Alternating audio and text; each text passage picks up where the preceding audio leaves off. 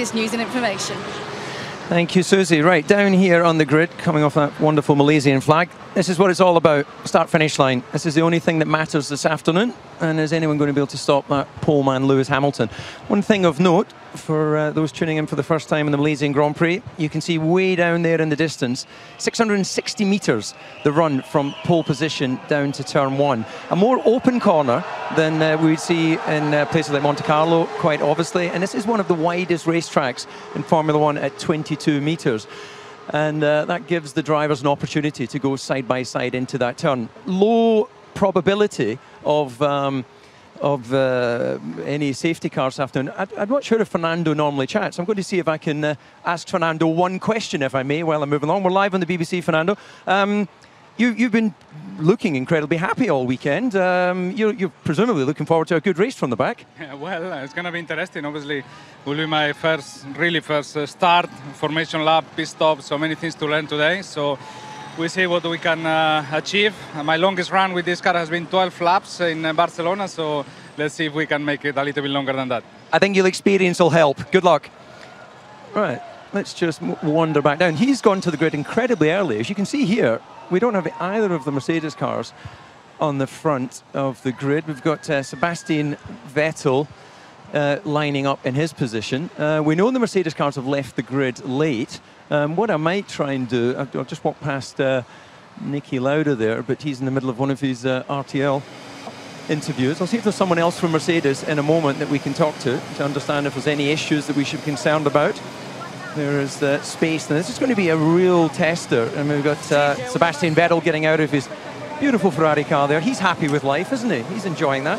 Same grid position he started last year. And this is the man that he has to look out for. And he's not even there yet, so I don't know why I'm pointing at an empty grid slot. But Nico Rosberg, he's got to make something happen this afternoon. You have that feeling that Lewis Hamilton is starting to win the psychological battle within that particular team. So here at Daniel Ricciardo's car. I'm not sure if he's headed off the grid or not. Oh no, it's Daniel, sorry, excuse me. Daniel talking to his engineer. I might see if I can grab a line from him. If they get any closer, they might actually be kissing. But let me just see if I can step in here and ask Daniel one question. Concerns this afternoon? You've great qualifying. That presumably that was outperforming where you would have expected with the engine issues. But what can you do this afternoon? Yeah, well, we've been doing good steps the whole weekend. Now we hope to make other few good steps. We hope to see our full potential in the race, and hopefully it's going to go well. Any special preparations for you personally for the heat? Any special preparations for you for the heat? Well, we came here a bit earlier than usual because it is a particular race in terms of heat preparation, yeah. Okay, I'll buy you a drink afterwards. Oh, Mr. Marco there, who's head of the Young Driver program, of course, and sneaking away across the other side of the grid to a young man that we've been talking a lot about this afternoon, been extremely impressive, and I might come back to him because I can see that Kai Abel is there. He's got very broad shoulders, used to do a bit of hobby boxing, so I'm not sure I want to particularly jump in whilst he's having his chat, and he's notorious for being a bit greedy with the questions. So let me see if I can wander back out into the middle of the grid and see if I can catch a word with someone in the decision-making place. Oh, we've got Christian Horner here. Dieter, excuse me, sorry if I may. Christian, that was pretty handy yesterday, all things considered. And after all the disappointments of Melbourne with Renault, you've got 3 Renault power cars in the top 6. So all that sort of, arguments in the media seems to have actually shaken something up. No, I think a lot of progress has been made since Melbourne. So great to have, as you say, 3 cars in the top 6. The challenge is now to stay there. So, but hopefully we can have a good race. You never know here. Rain could be just around the corner as well. But I got the feeling it's all going to be about tyres. Okay, well, we're expecting 3 stops this afternoon. But one thing that's just occurred to me, we're not used to seeing Toro Rosso so close to Red Bull Racing. So is there any, given that they're all part of the parent group, is there any conversation between yourself and Franz or the drivers collectively just to tell them to keep it clean, or that's not necessary? Well, you know, we have conversations where we say, please try and behave yourself in the first turn, but as you well know, that goes completely out the window as soon as the red light comes on. Well, we wish you good luck this afternoon. Just watch your back there, Christian, as Lewis Hamilton is being pushed into position.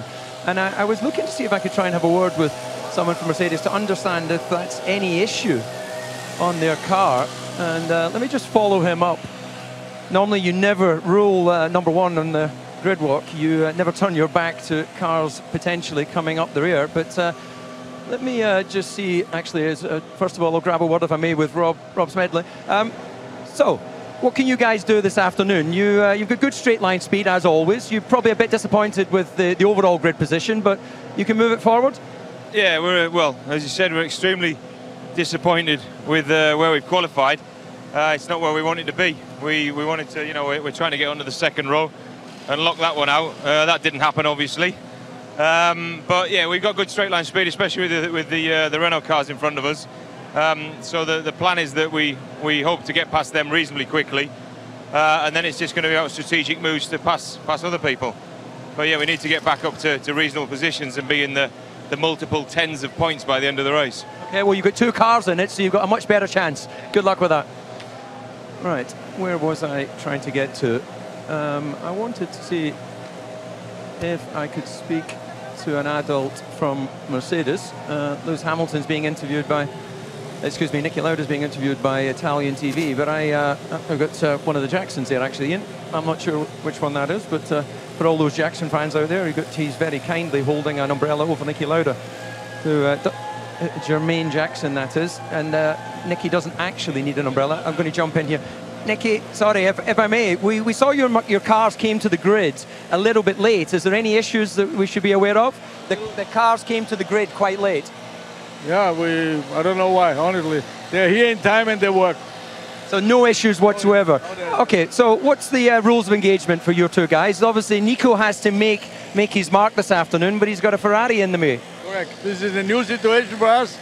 We have to be first and second, and it will all start from the first pit stop. As you know, you cannot come in at the same lap than Ferrari does, then you're going to lose. So the engineers have to make a clever plan. I hope it works out. Do you get involved in any of that, or you let them completely run the race, and only if you feel necessary do you come in and say something? I'm listening. If I don't understand something, only then I ask. Okay. Well, we wish we could listen to that too. Thank you. So, there you go. No problems for them. We've got the drivers making their way to the now traditional national anthem, which they all stand rather politely at the front, which is, of course, completely fair enough. I've only got about 30 seconds or so before we get that national anthem, so I don't think I'm going to have time to engage with anyone else. But things to look out for this afternoon, quite clearly. It's hot, it's the longest Grand Prix, and they're going into uncharted territory in terms of the reliability of the engines. So as we try and make sure we don't get ourselves run down here, we're going to expect it's all going to be about tyre strategy. Will they be going option, or will it be onto the hard tyres? We'll find out in time. It's time for me to hand over to the national anthem.